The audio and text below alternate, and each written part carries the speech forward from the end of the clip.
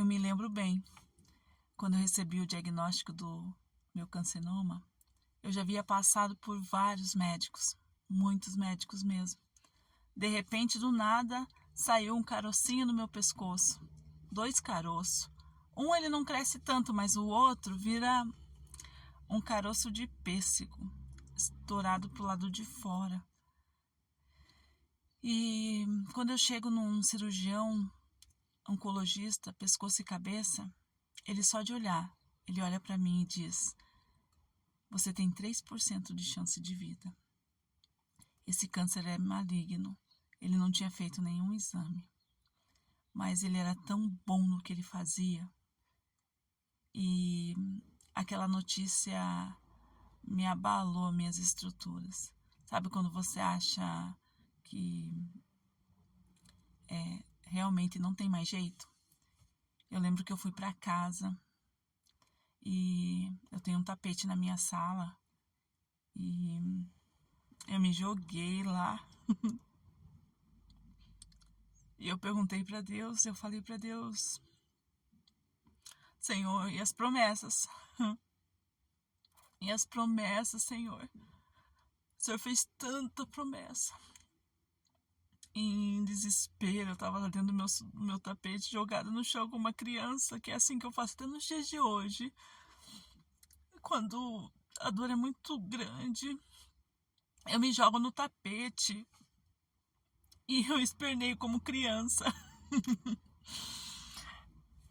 E eu lembro que Deus falou tão forte comigo naquele dia. A minha casa estava toda fechada. E eu senti um vento que balançou todo o meu cabelo, como se o Senhor viesse querer chamar minha atenção. E eu parei de gritar. Eu parei assim, o que está acontecendo? Que janela eu deixei aberta, mas não tinha uma janela aberta. E eu escutei a voz do Senhor dizendo para mim: levanta. E eu não dei a última palavra. Eu estava fazendo estágio de enfermagem na época e eu me levantei dali, tomei um banho e fui para o meu estágio. Foi um processo muito longo, muito doloroso, muito duro. Ouvi dos médicos e todos os médicos que eu passei o diagnóstico de estágio 4 com uma ressonância na mão, o diagnóstico de que se, sem possibilidade nenhuma, as pessoas dizendo que a minha sentença de morte estava próxima, os dias eram poucos, e que se por acaso alguma coisa acontecesse, eu ia vegetar de alguma forma, não iria falar, não iria comer, ficaria tomando por canudinho, quem sabe sonda. E o Senhor, ele tem uma forma de trabalhar que com cada um de nós diferenciado. Ele escolhe as pessoas de uma forma diferente. Eu sei que esse testemunho é para falar muito forte no teu coração a forma que Deus tem te escolhido na situação que você está vivendo. Eu não sei se é um luto, eu não sei se é um diagnóstico de câncer, eu não sei se é uma separação de algo que você viveu tantos anos e você acreditava que não seria possível, ou se foi uma porta que se fechou, ou se foi uma grande decepção, rejeição, algum trauma da tua infância. Eu não sei, mas eu sei que o Deus que me enviou para gravar esse vídeo para você, Ele quer que você compreenda que Ele ainda é Deus de milagre. Ele quer que você entenda que enquanto eu me levantei, Ele fez coisas extraordinárias sobre a minha vida. Eu não fiquei prostrada, eu não sei de que forma você está me ouvindo. Se você está sentado, se você está prostrado, mas mesmo que você esteja de pé, às vezes a tua alma está prostrada. E o Senhor quer que você ouça esse testemunho para que você entenda que Ele é Deus que nos levanta. Todos os profetas da Bíblia, o Senhor manda se levantar. Todos ele diz, te coloca de pé e falarei contigo, como falou com Ezequiel. Todos ele diz para nos posicionar diante da presença dele em meio às circunstâncias.